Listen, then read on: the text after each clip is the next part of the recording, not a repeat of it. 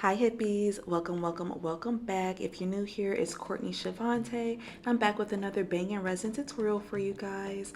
So this one is something special for the recent graduates out there, and I just wanted to show you guys like what you can all do with this to help celebrate the milestones of the people in your family. So if you are new here, make sure you do hit that subscribe button, also hit the notification bell so you don't miss anything I put out for you guys moving forward. So to get started, you want to go ahead and prep 20 milliliters of resin. I am using a 2-part epoxy e-resin 1-to-1 ratio, and I'm going to mix in my mica powder and alcohol ink. I like to use the mica powder first and then come in with the alcohol ink second because it helps eliminate any bubbles. And then I just pop in a tiny bit of glitter so it doesn't overpower the actual color of the white that I'm going here for. So I'm going to start by adding a bit of resin into the mold and brushing it over the etchings and everything, making sure there aren't any bubbles forming. Go in with your heat gun as well to thin that resin out. And then once you have a nice even layer, you can go ahead and pour in the remaining resin. So that way you can go ahead and fill the mold to capacity. Make sure there isn't any overflow or anything like that. And also be sure there aren't any air bubbles getting trapped into those little cracks and crevices. After that, spray some alcohol if necessary and then just allow that to cure. It's been over 24 hours. Everything should be nice and hard for you. So what we're going to do is we're just going to wiggle this from our mold by pulling the mold. Never bend the resin, always bend the mold, and then this will pop out really nicely for you. And if you do have any overages, you can just kind of flick and peel those off.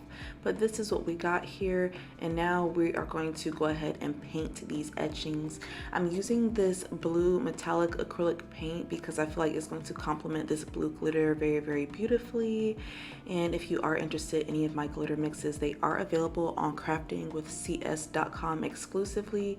All my glitters are handmade and mixed, and they are completely one of a kind. So once a color sells out, that is the end of that. So if you do see something you like, make sure you hurry up and grab it so that way you don't miss out on it.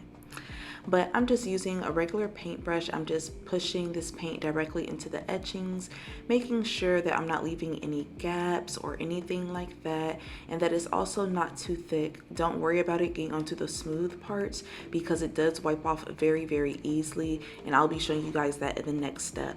But first, we're going to allow this paint here to, completely dry.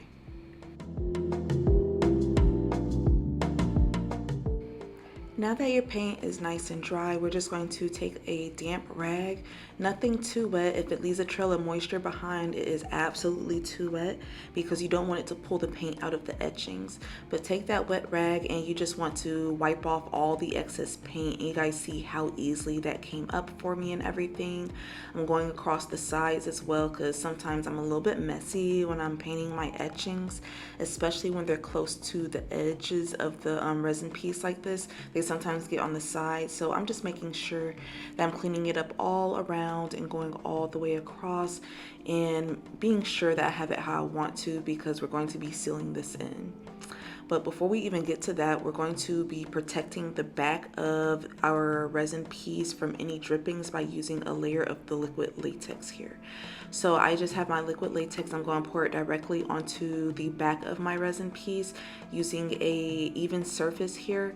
And I'm just going to use my finger to kind of rub this across, making sure it's even and not leaving any gaps. So that way it's actually going to protect our piece. I am using my finger because this stuff isn't toxic at all, and I was actually working on a couple different pieces at once, so you will see like the little pinup girl magnet here that's already been posted for you guys, so make sure you do check that video out if you haven't seen it yet.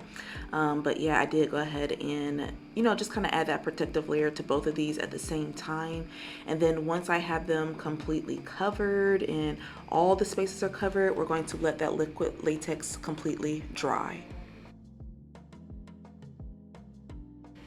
Now that your liquid latex is dry, we're going to go ahead and start adding some ornamentation to the front of this piece. So I have a class of 2025 like little vinyl decal that I have here. I did cut this on my Cricut. I didn't record it, but you know, there are lots of different Cricut tutorials out here. And what I'm doing is I'm just going to use my like little squeegee piece to apply this vinyl directly to the middle of this resin piece. And I'm going to pull up the plastic here, the little transfer tape, so that way it leaves the vinyl behind like I see, or like you see here. Next, we're going to come in right after. There's no need to wait, and we're going to add in a layer of our resin to seal this. So I didn't mix up a particular amount of resin because I am working on multiple pieces. I am just using a little bit of the resin that I have here in my cup here. And I'm just going to make sure I have it completely smoothed out. I'm adding a little bit of resin onto the piece at a time, so that way I can minimize the amount of overflow that will happen. And that also just kind of helps make sure that you don't waste any of your resin, because you know, these crafts can get pretty expensive, and I want you guys to be able to make as many pieces as you absolutely can. So just make sure that you have the resin all over the edges and everything, and then of course we're going to allow this to cure.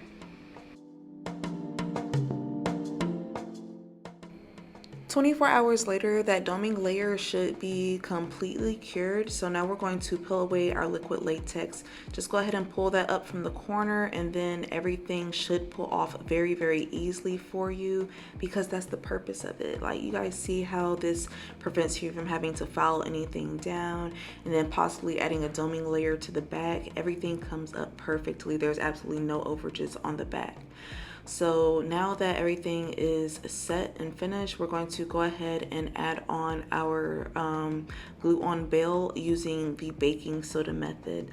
So the baking soda method allows you to instantly add on the key rings and your jump rings and everything without having to wait for anything to dry too long. So I start by adding a little bit of super glue to my piece, and then after I add in the super glue, I prep the little baking soda onto my spoon so it's ready, and then I place the bail directly on top of the super glue, and I put the baking soda on top of all of that, so that way the baking soda has a chance to kind of bond to that super glue, and the bond happens fairly quickly. If you're using a thicker super glue, it does take a little bit longer, but typically doesn't take more than 30 to 45 seconds for everything to bond.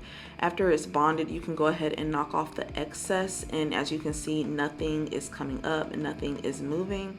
So now we're just going to add on our key ring using a jump ring and some pliers here. And I've done this a couple different times on here, so I'm just going to run through it for you right quick, just so you guys can kind of see me attach the piece, and then we are finished. Ta-da! This right here is our finished project, hippies. As you can see, she is absolutely gorgeous. I love how this blue looks with this mica powder, and I love how the metallic blue paint complements this glitter. It worked out perfectly, just like I thought it would. I'm really happy to have this particular mold, because to graduate is such a special accomplishment and everything, and why not have a little gift and piece that reflects the graduate. And I love that she has an afro and everything, and it's just so perfect for anyone who, you know, looks like we do and who is graduating, and you just want to get a special little homemade gift for to commemorate the moment. I absolutely loved like doing this particular one, and I do have like a little hint in here as well, but let's consider that an Easter egg, shall we? If you are feeling this tutorial, make sure you leave me a like and a comment. You know I love hearing from you, hippies, and I appreciate every single one of you. Thank you so much for your support thus far, and I will catch you next time. XO. Mwah.